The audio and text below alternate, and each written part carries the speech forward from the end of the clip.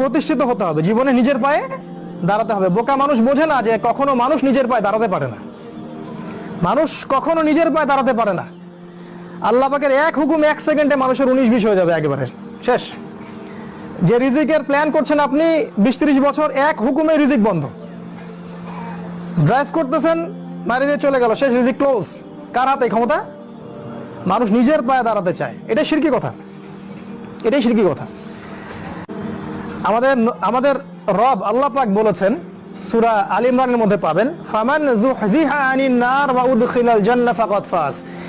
যাকে কিয়ামতের দিন জাহান্নাম থেকে বাঁচানো হবে এবং জান্নাতে প্রবেশ করানো হবে, এই ব্যক্তি হচ্ছে সফল, আর কেউ সফল না। সাফল্যের সংজ্ঞা বুঝতে পারলেন? আপনাকে শেখানো হয় জীবনে সফল হতে হবে, বড় হতে হবে। সাফল্যের সংজ্ঞা হচ্ছে এটা, আপনাকে পুল সিরাত পার হতে হবে, এটাই সাফল্যের সংজ্ঞা। কখনো প্রস্তুতি গ্রহণ করেছেন এটার জন্য? 20 বছরে 20টা সূরা মুখস্থ করেছেন? কথা বলেন, ভয় পাচ্ছেন?